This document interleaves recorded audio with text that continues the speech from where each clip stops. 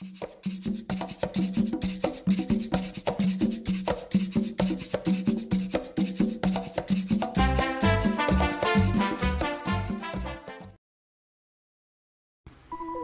ang nangyari nang sinubukang magpalahi ng tao mula sa unggoy? Isang eksperimento ang ginawa sa Russia ng isang Russian scientist noong taong 1920s. Si Ilya Ivanovich ay isang Soviet biologist na eksperto sa cross-species breeding. Noong taong 1920 ay nagsimulang mag-eksperimento kung saan ay inaasahan niyang makakabuo siya ng isang human Z, pinagsamang tao o human at chimpanzee. Ang nasabing eksperimento ay gagawin sa pamamagitan ng pag-inseminate ng similya ng lalaking tao sa babaeng chimpanzee. At sinubukan din niyang mag-eksperimento kung saan ang babaeng tao naman ang i-inseminate ng similya ng unggoy. Si Ivanov ay kilalang eksperto sa larangan ng artificial insemination.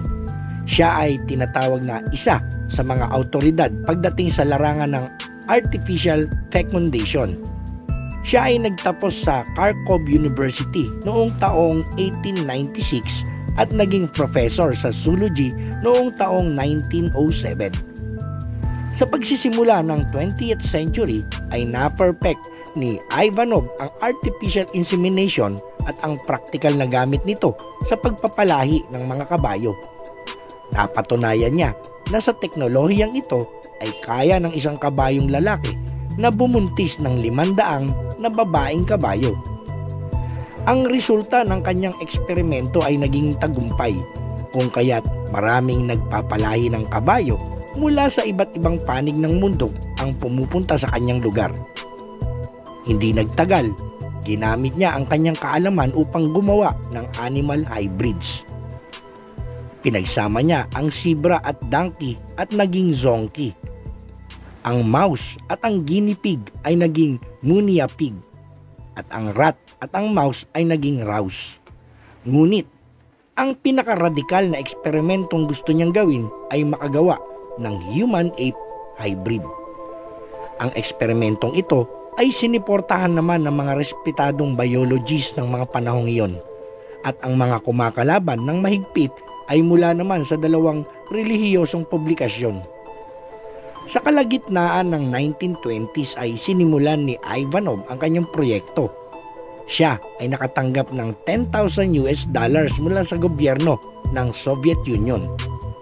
Ang pondo ay para makagawa ng mga human-ape hybrids na tatawaging humanzis, chumans o manfansis. Ang halaga ng proyektong ito ay nagkakahalaga na ng $1 milyong sa panahon ngayon.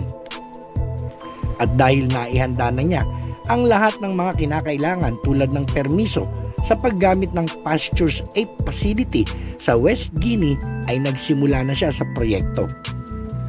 Si Ivanov at ang kanyang anak ay nagpunta sa Guinea sa French West Africa, kung saan ay aabutin ng halos 1 buwan ang biyahe patungo dito. Pagdating niya doon, hindi ikinutuwa ng mga tao doon sapagkat natatakot ang mga ito na isumbong niya ang kaawa-awang kalagayan ng pasilidad. Halos kalahati ng mga unggoy na nabili mula sa mga lokal na mga nanghuhuli ay namatay na bago pa man nagsimula ang biomedical experiments. At dagdag pa dito, ang mga unggoy na nasa pasilidad ay masyadong mga bata pa dahil pinatay ng mga nanghuhuli ang mga magulang ng mga batang unggoy. Hindi niya maaaring gamitin ang mga batang unggoy kung kaya't napilitan si Ivanov na magdagdag ng mga manghuhuli pa ng mga may edad na unggoy. Hindi nagtagal, nakakuha siya ng 13 matandang unggoy kung kaya't maaari na niyang simulan ang eksperimento. Hindi nga nagtagal at kahit nahirapan ay na-inseminate niya ang 3 sa mga chimpanzee ng similya ng lalaking tao. Subalit, wala ni isa sa 3 ang nabuntis. Kahit na siya ay nabigo, ay inisip pa rin niya ang gumawa ng isa pang eksperimento. Ang plano naman niya, sa sunod na eksperimento ay lalagyan naman niya ng similya ng mga lalaking chimpanzee ang mga babaeng tao. Subalit, alam niyang walang lokal na babae ang papayag na ma-inseminate ng similya ng chimpanzee. Kaya't humingi siya ng tulong sa lokal na mga doktor sa ospital. Sinabi niya na i-inseminate niya ang mga babae na hindi alam ng mga babae at kunwari sila ay ine-examine lamang niya. Pumayag ang mga doktor, subalit nang malaman ng French governor, ito ay agad na ipinatigil. Dahil sa siya ay nabigo, ay napilitan siyang bumiyahe pauwi kasama ang kanyang anak. Nakahanap siya ng isang ape nursery sa Soviet Republic of Abkhazia. 20 chimpanzee ang dinala, subalit 4 lamang ang nabuhay at nakarating sa Abkhazia. Si Ivanov naman ay naghanap ng karagdagang mga chimpanzee at mga babaeng tao. Nagsimula siyang maghanap ng 5 babaeng Rusyana na papayang na magbuntis ng kalahating unggoy at kalahating tao para sa kapakanan ng siyensya. Hindi nagtagal ay may 5 babaeng nagboluntaryo sa eksperimento. Ang mga babaeng ito ay nagmula sa lokal na kulungan sa Russia. Subalit, nang sisimulan na ni Ivanov ang eksperimento ay namatay ang mga unggoy at isa na lamang ang natira. Ang nag-iisang lalaking orangutang na natira ay isang 26 taon gulang na orangutang at pinangalanan niyang Tarzan.